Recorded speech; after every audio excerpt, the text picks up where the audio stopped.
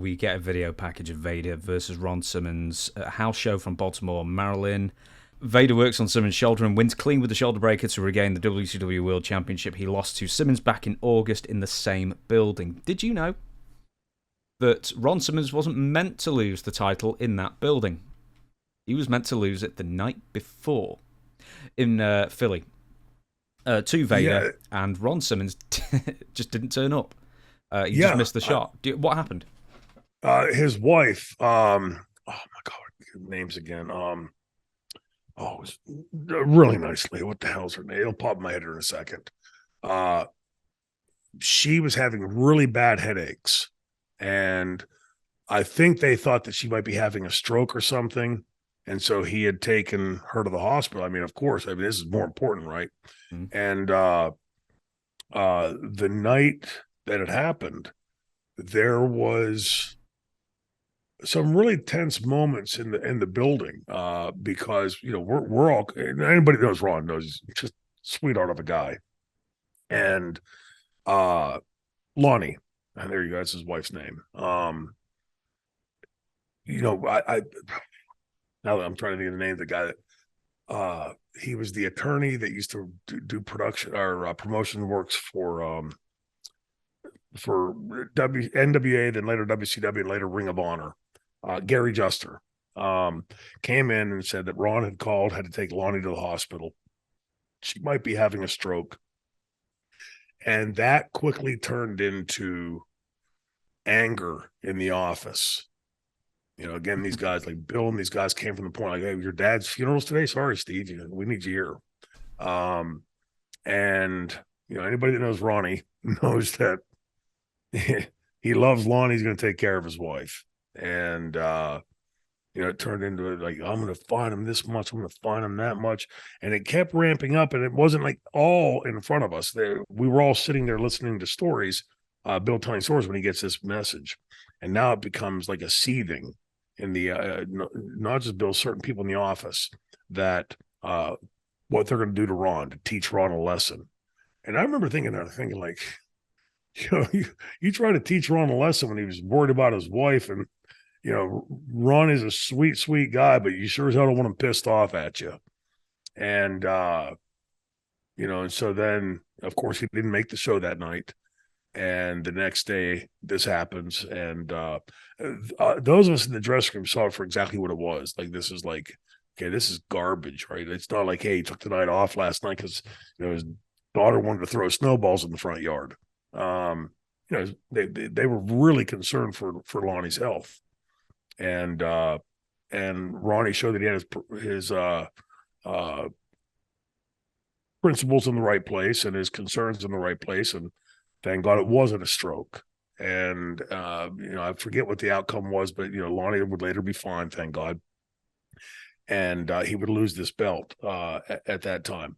I don't think, and again, this is not anybody's fault, but I don't think at that moment in time, again, how we always talk about the contemporary lens, that, you got a predominantly African-American city. You have, the first African-American world heavyweight champion legitimized by a major promotion. What that meant, and I'm sure at that moment in time, nobody was even thinking from that perspective as to, okay, if you're going to do this, maybe you can find a better place to do it. Not that you want to pander, but you also don't want the city all pissed off, especially if this story leaks out as to why Ron wasn't there. Now you got a real black mark, on the company that would undoubtedly turn some number of fans off. And but at that moment in time, I'm thinking, just looking at, hey, we have a show to run here. Our world champion can't be here for whatever reason, no matter how valid or invalid. And so we're going to do this, I guess, to teach a lesson, to punish, to do whatever.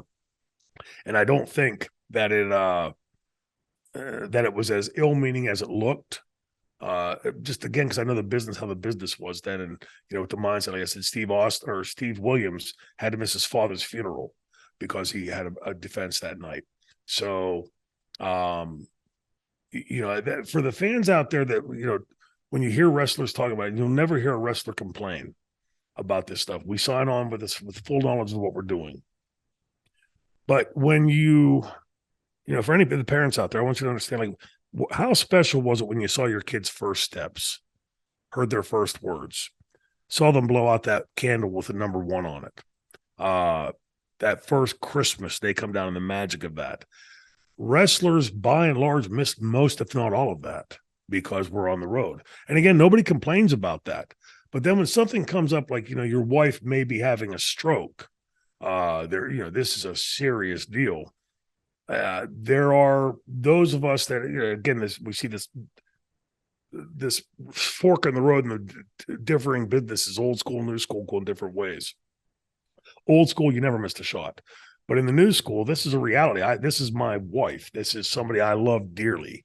And she's in a bad way. I can't say, hey, honey, I'll stop back and check on you tomorrow if you're still alive. I got to go defend a title in this wrestling business. You know, but again, in that moment in time, I can see, I get where they were coming from, in the sense that I understand what that business was. And you know, like I said earlier about earlier episode about Vince McMahon and not, you know, still running it the same way. Some of those things from the old school are very solid business reasonings for them.